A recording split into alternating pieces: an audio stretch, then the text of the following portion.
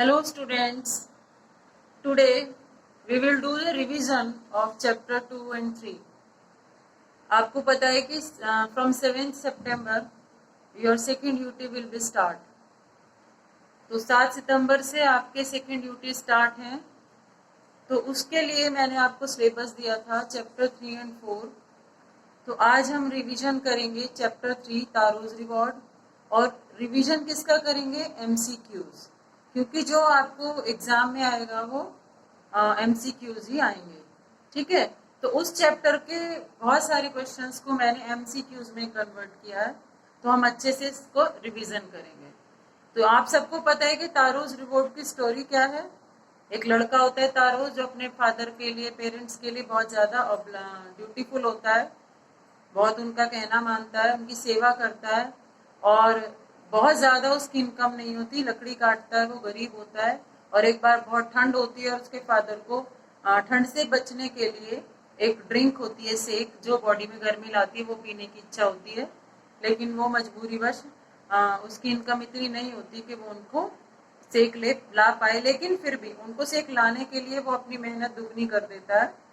और एक बार ऐसी दिन में वो लकड़ी काट रहा होता है तो उसको आसपास से कहीं झाड़ी में उसको आवाज आती है झरने की. तो दौड़ के वो उधर जाता है क्योंकि उसको भी प्यास लग रही होती है. जैसे ही वो पानी पीने की कोशिश करता है तो वो टेस्ट देखता है कि वो तो सेक है और वो खुश हो जाता है.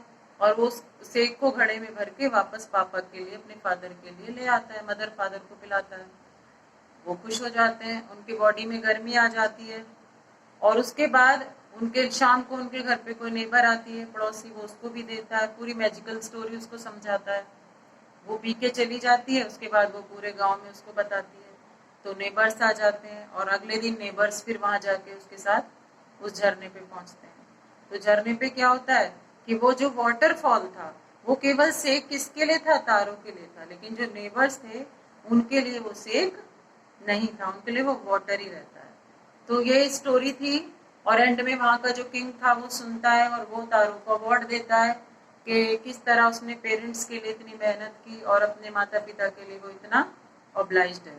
तो ये चैप्टर है, इसमें स्टोरी आप सबको पता है. और इसके MCQs हम देखेंगे आज. Let's do. सबसे पहले MCQ हमारा, तारो अर्न वेरी लिटिल मनी. तारो जो था बहुत कम पैसे कमाता था. क्यों? क्योंकि he didn't work hard enough, क्योंकि वो मेहनत नहीं करता था, या the villagers didn't need food, या जो गांव वाले लोग थे उन्हें लकड़ी की जरूरत नहीं थी, या the price of wood was very low, या जो लकड़ी थी उसके प्राइस बहुत कम थे. तो हमारा आंसर क्या है? the price of wood was very low. ठीक है, क्योंकि ये सब क्या है, वही मेहनत भी करता था, विलेजर्स भी लकड़ी लेते थे, लेकिन लकड़ी की जो कीमत थी, जो वो दिन भर काटता था, जब उसको बेचता था, जो कीमत थी बहुत कम थी. तो this is the answer. Second है, Taro decided to earn extra money. अब तारो ने एक्स्ट्रा पैसा कमाने का डिसाइड किया, निश्चय किया. तो उसके लिए क्या ऑप्शन है? To live a more comfortable life. क्यों? बहुत अच्छी लाइफ जीने के लिए, सुविधाजनक जीवन जीने के लिए. या to buy his old father some sake, या अपने बूढ़े पिता के लिए सेक खरीदने के लिए. या to repair the cracks in the hut, या जो हट में क्रैक्स हो गए थे, दरारें आ गई थी, उसको रिपेयर करने के लिए.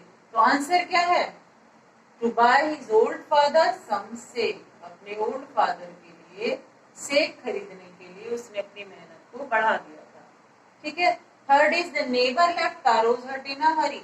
अब जो नेबर थी जिसको उन्होंने सेक पिलाया था, वो सेक पीने के बाद जल्दी जल्दी से उनकी हट से बाहर जाती है. क्यों? Because she was delighted with the drink. वो ड्रिंक पी के बहुत खुश थी.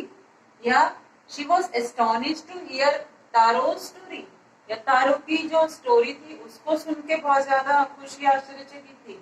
या she wanted to tell the whole village about the waterfall, या वाटरफॉल के बारे में वो पूरे विलेज को बताना चाहती थी. तो this is the correct answer. ठीक है. थर्ड और फोर्थ आ जाता है, वो तारो. तारो कौन था? Taro was a dutiful son. Duty कहते हैं कर्तव्यनिष्ठ, जो कर्तव्य को पूरा करता था.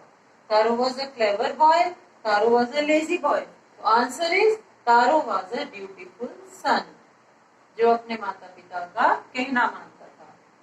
Why did the emperor rewarded तारो? राजा ने, एम्परर कहते हैं राजा, राजा ने तारो को अवार्ड क्यों दिया, पुरस्कार क्यों दिया?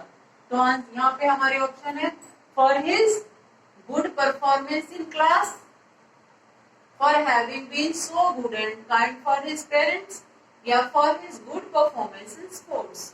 यानी वो अपनी क्लास में बहुत अच्छी परफॉर्मेंस दी, राजा ने इसलिए अवार्ड दिया, या वो अपने माता पिता के लिए बहुत ही अच्छा और दयालु था इसलिए दिया, या उसकी पेरेंट्स स्पोर्ट्स, उसकी जो परफॉर्मेंस थी स्पोर्ट्स में बहुत अच्छी थी। तो answer is for having been so good and kind to his parents. This is the answer.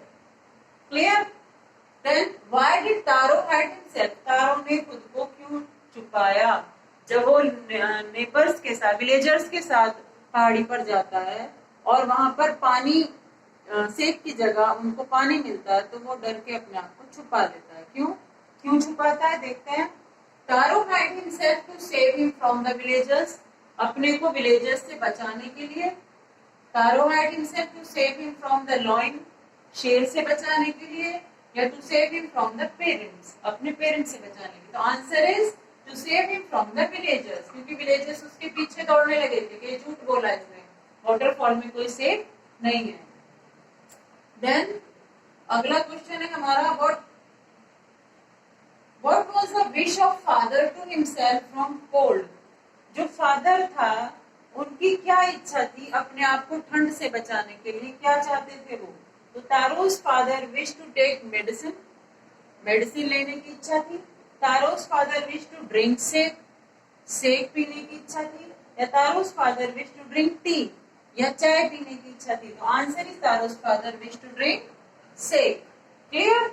Now why did waterfall give Taro sake and others water? अब जो वाटरफॉल था वो तारो को तो सेक दे रहा था, बट अदर्स को क्या दे रहा था?